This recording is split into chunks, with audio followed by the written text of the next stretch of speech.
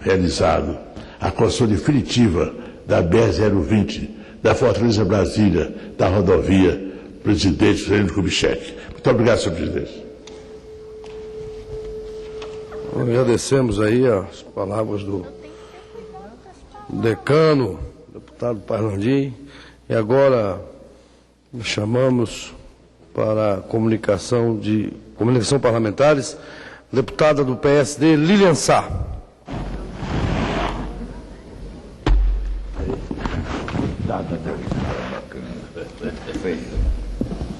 Senhor presidente desta sessão, deputados, deputadas, todos que nos assistem pela TV Câmara. Em primeiro lugar, eu quero aqui deixar a minha solidariedade, o meu respeito, os meus sentimentos à família do jovem assassinado recentemente em São Paulo. E venho a este plenário para falar sobre um assunto que voltou à pauta desta casa, a redução da maioridade penal. E ela está entrando, mais uma vez, nesta casa e reacende um debate polêmico após esse crime bárbaro cometido por um adolescente. A Folha de São Paulo, ela publicou uma pesquisa que mostra que 93% dos paulistanos são favoráveis à redução da maioridade penal depois desse incidente, que é um clamor nacional e precisa de um amplo debate. Aqui no Brasil, existe um paradigma de que o ECA garante apenas os direitos de crianças e adolescentes e que não existe punições no caso de infrações cometidas. Isso é um engano. O ECA prevê a internação desses adolescentes infratores no prazo de 3 anos ou até que ele complete 21 anos. Se esse não é um modelo ideal, nós temos que discutir, mas sem isentar o Estado do seu papel. Um levantamento da Secretaria Especial de Direitos Humanos da Presidência da República aponta que 53 países, 42 adotaram a maioridade penal a partir dos 18 anos. Entre os países que responsabilizam mais os jovens estão os Estados Unidos, que é a partir dos 12 anos, dependendo de cada estado. Apesar de ter duras penas, o índice de infrações cometidas por adolescentes nos Estados Unidos é 3 vezes maiores do que no Brasil. A violência vem alcançando índices alarmantes em todas as regiões do país. Em março, foi divulgado o mapa da violência de 2013. 36.792 pessoas foram assassinadas a tiros em 2010 e mantém o país com uma taxa de 20,4 homicídios por 100 mil habitantes, a 8ª maior marca entre 100 nações, com estatísticas consideradas relativamente confiáveis sobre o assunto. Ora, senhor presidente, sem falar no número de mulheres que são assassinadas todos os dias por seus parceiros, que são adultos e maiores de 18 anos. Para se ter uma ideia desta trágica estatística, no Brasil, entre 1980 e 2010, foram assassinadas mais de 92 mil mulheres, 43,7 mil só na última década. Isso teve um aumento de 230%.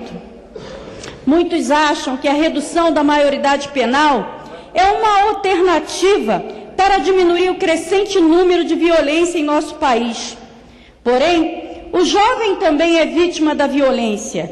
Infelizmente, o que temos visto é cada vez mais meninos e meninas aliciadas pelo tráfico de drogas, pela marginalidade que domina nosso país, como forma de sobreviver à escassez de políticas sociais sérias que venham resgatar a nossa sociedade desse caos sociopolítico-econômico que vivemos. Senhoras e senhores parlamentares, meninos matando meninos, crianças jogadas nas calçadas, drogadas e prostituídas, perambulando pelas ruas, como constatamos na CPI da prostituição infanto-juvenil, que tem aqui no nosso, aqui está conosco a Érica Cocai, que é presidente desta CPI, eu sou a relatora, e do tráfico de pessoas. A violência no Brasil está diretamente ligada à desigualdade social, à exclusão social, às falhas na educação familiar, às falhas na educação escolar e ainda a violência doméstica, que começa cedo dentro dos lares. Muitas crianças são espancadas, abusadas sexualmente e sofrem todo tipo de violência, seja ela física ou psicológica. Violência que tem sequelas por toda a vida. Não podemos, senhoras e senhores, senhores presidentes e deputados que compõem essa mesa desta tarde, não podemos banalizar a violência. As estatísticas mostram que os crimes praticados por menores de 18 anos representam apenas 10% do total dos crimes cometidos por adultos. Morrem mais jovens assassinados, o que mostra que eles são mais vítimas do que criminosos. Em 2010, 26.422 jovens foram assassinados. Desses, 91% eram do sexo masculino. Peço um momento de reflexão, senhoras e senhores, sobre as políticas de reeducação nessas instituições para jovens em conflito com a lei. Existe ressocialização? Há investimentos suficientes para reverter este quadro? Os adolescentes estão sendo assistidos de maneira correta? Que outras soluções poderiam ser apontadas para o problema da violência? Ou nós temos uma fábrica de marginais? Nós não podemos falar de redução da maioridade penal sem discutir a situação do sistema socioeducativo no país. Não devemos agir no calor da emoção. Precisamos de uma discussão ampla sobre este tema. Será que estamos ressocializando mesmo esses jovens? Eles têm estrutura para ir para fora, para trabalhar, para levar uma vida normal depois que saem dessas instituições, senhor deputado? O problema não está nos adolescentes, mas no sistema que os empurra para a marginalidade, a falta de atividades, a falta de oportunidades esportivas, construtivas, a evasão escolar. Tudo isso contribui para o aliciamento desses jovens por criminosos. Aumentar o número de jovens encarcerados em nada irá combater a violência. É um retrocesso. Devemos trabalhar de forma proativa e não apenas repressiva ou punitiva. Temos que ter alternativas sérias para esse problema. Devemos ter consciência e lutar muito para que outros também tenham esta mesma consciência de que reduzir a maioridade penal não é solucionar os problemas de segurança pública pelos quais passa o nosso país. É aceitar a falência de toda a estrutura jurídica em que se baseia o Estado brasileiro. É ferir de morte a nossa própria soberania.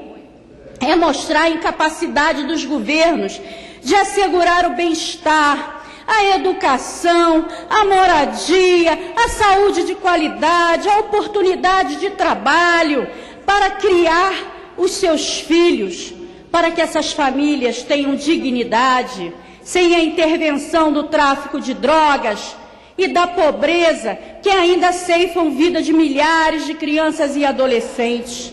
Senhores deputados, no meu trabalho pelas comunidades, peço ao senhor que eu já vou terminar, eu vi um menino de 8 anos, Érica Cocai, carregando um fuzil.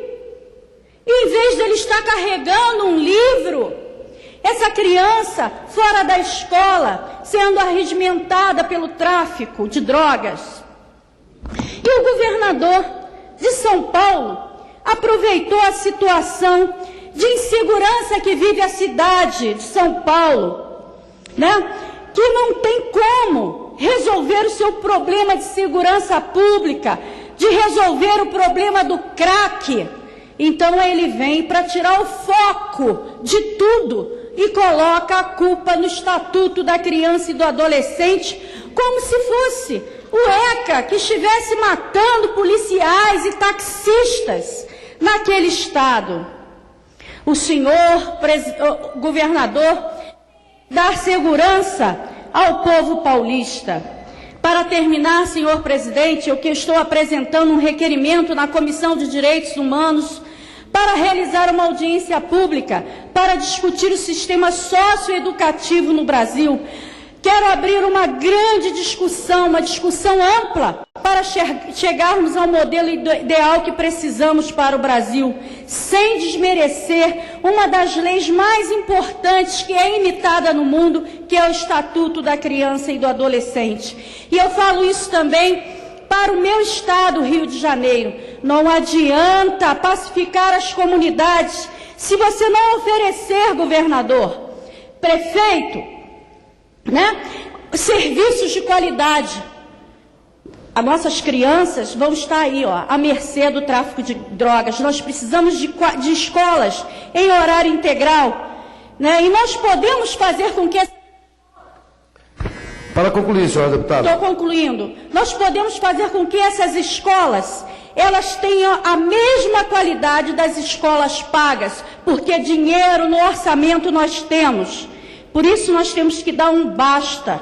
É o nosso compromisso. Quem quer faz, mas é preciso ter compromisso com a infância brasileira. Muito obrigado, senhor presidente. Quero que o meu discurso seja divulgado na Voz do Brasil em todos os órgãos desta casa. E obrigado por mais o tempo que o senhor me deu.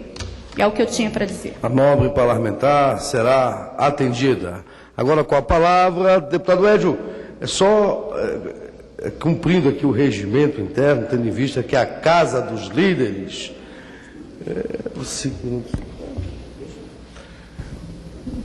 Aqui, da benevolência do líder Beto Albuquerque, concedemos a palavra ao deputado Edio Lopes, do PMDB, do nosso querido estado de Roraima. Com a palavra, deputado.